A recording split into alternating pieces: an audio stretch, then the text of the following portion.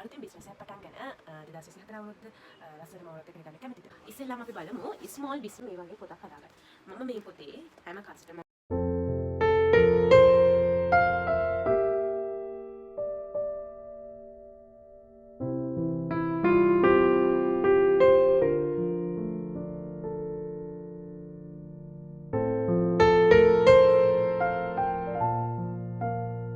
අලුතෙන්ම බිස්නස් එකක් පටන් ගන්න කැමැත්තෙන්ද ඉන්නේ ස්මෝල් බිස්නස් එකක් 2024 අවුරුද්දේ බිස්නස් එකක් තමන්ගෙම කියලා පටන් ගන්න සතුටින් ලස්සනට ජීවත් වෙන්න කැමතිද? එහෙනම් මේ වීඩියෝ එක ඔයාට ස්මෝල් එක ස්වාධීනව තමන්ගෙම කියලා දෙයක් පටන් ගන්න කැමැත්තෙන් ඉන්න බලාපොරොත්තුවක් තියෙන කෙනෙක්ට තමයි මේ වීඩියෝ එක මම අදාරන් එන්නේ. මම ආදරෙන් ඉල්ලනවා එහෙම කැමැත්තක් අදහසක් තියෙන අයට මේ වීඩියෝ එක අන්තිම වෙනකම් බලන්න කියලා. හැම දහසක්ම මම කියලා දෙනවා කොහොමද ස්මෝල් බිස්නස් එකක් පටන් ගන්න, කොහොමද ඒක කන්ට්‍රෝල් කරන්නේ, ආදායම කොහොමද බැලන්ස් කරගන්නේ කියන දේවල් මම ඔයගොල්ලන්ට අද කියලා දෙනවා. මම හිතනවා මේ වීඩියෝ එක ඔයගොල්ලන්ට ගොඩාක් වැදගත් වෙයි කියලා බිස්නස් එකක් පටන් ගන්න අරමුණෙන් ඉන්න හැමෝටම. එහෙනම් අද අපි යමු වීඩියෝ එකට.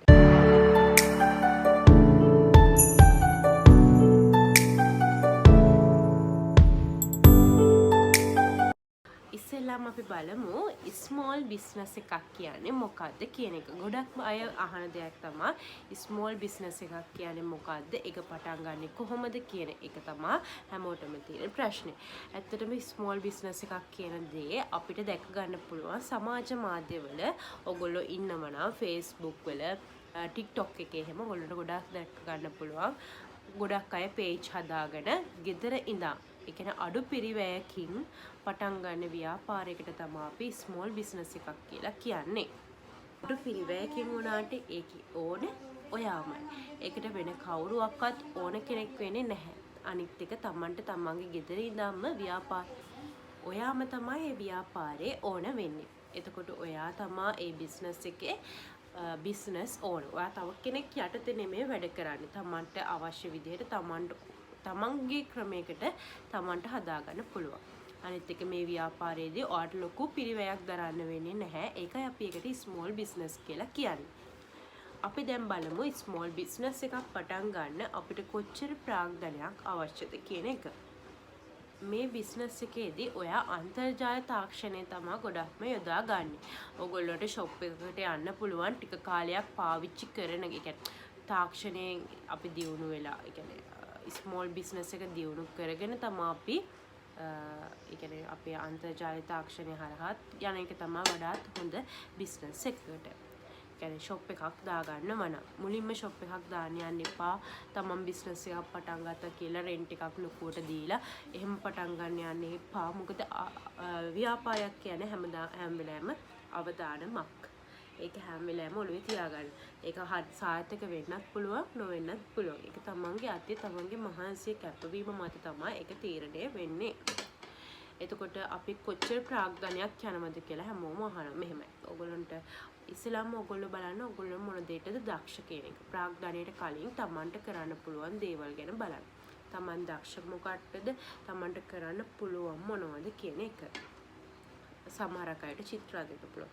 සමහරක් අයට රේසින් නිර්මාණ කරන්න පුළුවන්. සමහරක් අයට බෝ හදන්න පුළුවන්. සමහරක් අයට ඇඳුම් මහන්න පුළුවන්. කී ගොඩාක් දේවල් තියෙනවා. කෑම හදන්න පුළුවන් අය ඉන්න, කෑම හදන්න පුළුවන් අයට කෑම හදන්න පුළුවන්. ඒ හැම දෙයකම අපිට Facebook, TikTok කියන අන්තර්ජාලය, Instagram කියන අන්තර්ජාලය, YouTube කියන අන්තර්ජාලය අපිට යොදා ගන්න පුළුවන්. ඒක අපිට ලොකු සපෝට් එකක්.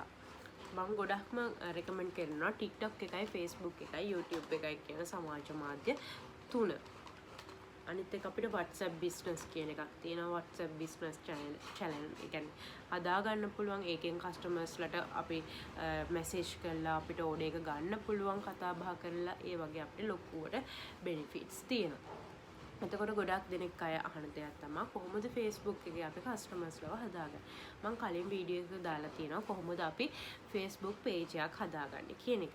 Facebook page එකක් හදාගන්න ලොකු දෙයක් කරන්න නැහැ. Facebook එකේම තියෙනවා Facebook ටිකක් කොඩියක් වගේ තැබිලි පාට එතනට ගිහිල්ලා ඔයගලන්ට YouTube එකේ වීඩියෝස් තියෙනවා. ඒ අන්තර්ජාලයම යොදාගෙන උපයෝගී කරගෙන තමන්ගේම කියලා බිස්නස් එකකට උදව් ගන්නත් පුළුවන්. ඔයගොල්ලොන්ට දක්ෂ දේ මොකක්ද කියලා ඉස්සෙල්ලාම මුලින්ම බලන්න. ඒ දක්ෂ දේට ඉස්සෙල්ලාම කොලයක් බිස්නස් ප්ලෑන් එකක් හදාගන්න. තමන් මොකද්ද කරන්න කියන එක. අපි හිතමුකෝ තමන් කෑම හදන ව්‍යාපාරයක් කියලා. ඒ කෑම හදනවා නම් කෑම හදන්න.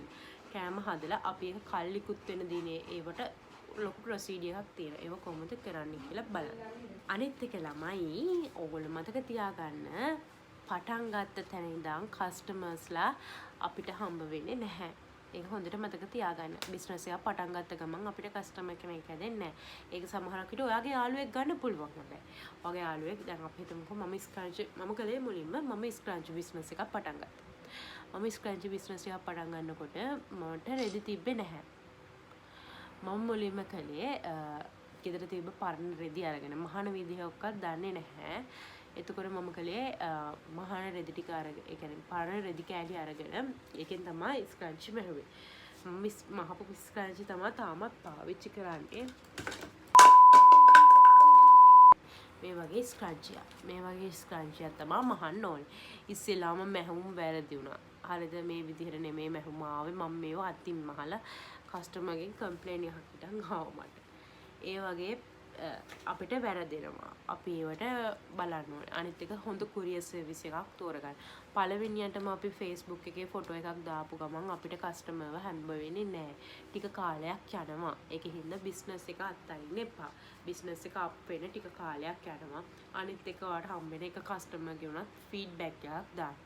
අනිත් එක CODද බෑන්ක් ඩිපොසිට්ද කියන එක Taman තීරණය කරන්න ඕනේ. කොහොමද කුරියර් කරන්නේ? කෑෂ් ඔන් ඩිලිවරි කියන්නේ සල්ලි අපිට හම්බ වෙන්නේ ඒ කියන්නේ කස්ටමර්ට ඕඩර් එක ගිහින් කුරියර් සර්විස් එකක් කරහා තමයි අපිට බෑන්ක් වෙන්නේ. ඒතර ඔයගොල්ලෝ පෝස්ට් කරනවද කුරියර් සර්විස් එකක් ප්‍රයිවට් කුරියර් සර්විස් එකක් තෝරගන්නවද කියන එක ඔයාගේ තීරණයක්. ඒක ඔයා හිතලා බලන්න. මම සාමාන්‍යයෙන් COD රෙකමන්ඩ් කරන්නේ නැහැ.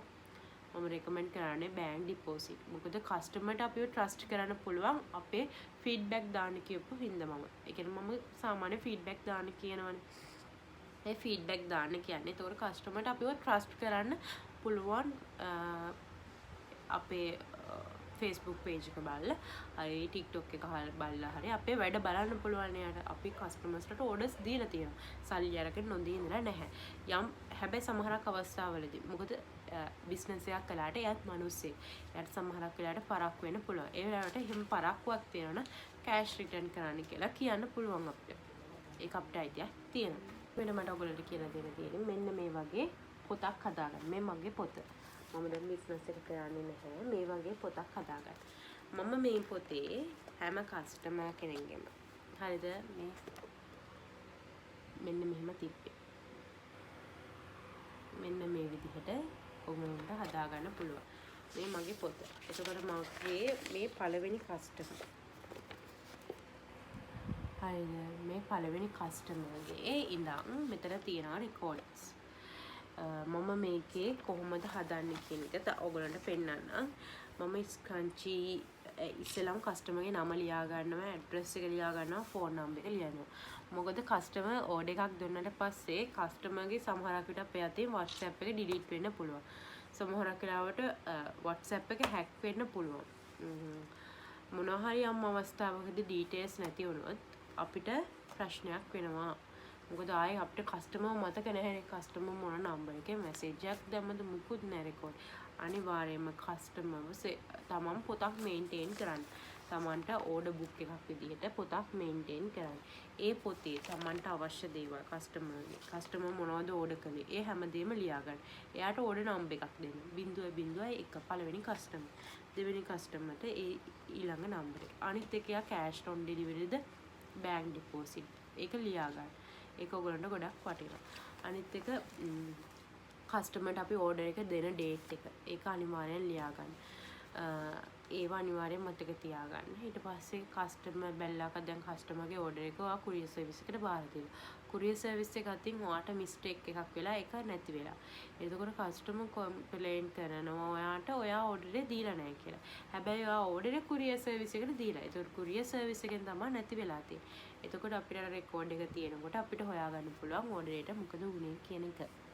මම ලොකු පැහැදිලි කිරීමක් කරන්නේ නැහැ. මම පළවෙනියටම කියන්නේ ඔයගොල්ලෝ බිස්නස් එකක් පටන් ගන්නකොට දැන් ස්මෝල් බිස්නස් එකක් කියන්නේ මොකද්ද? ස්මෝල් බිස්නස් එකට අවශ්‍ය දේවල් හැමදේම දැන් දන්නවා. අනිවාර්යයෙන්ම මෙන්න මේ වගේ පොතක් අරගෙන මේක පොඩි පිළිවෙලක් නෑනේ. මේ වගේ පොතක් අරගෙන මේක මේන්ටේන් කරන්න. එතකොට ඔයගොල්ලන්ට ගොඩක් ලේසි වෙනවා. අනිවාර්යයෙන්ම මේක කරන්න ළමයි. නැත්තම් වෙන්නේ ඔයගොල්ලන්ටයි ප්‍රශ්නේ. ගිහින්දා අනිවාර්යයෙන්ම මේ වගේ පොතක් මේන්ටේන් කරන්න. ඉදිරියේදී තවත් මේ වගේ වීඩියෝස් ගේන අවශ්‍ය නම් මගේ වීඩියෝ එක හොඳයි නම් ඔයගොල්ලන්ට මේක ප්‍රයෝජනවත් වුණා නම් මම හිතනවා මම කියපු දේවල් පැහැදිලි වෙන්නේ නැති කියලා. මට හෙම්බිරිස්සාව හැදිලා තියෙන මම සඩියා සනීප නැතුව ඉන්නේ. ඒකින්ද වැඩි හිතන්න එපා මම කටහඬ ගැන.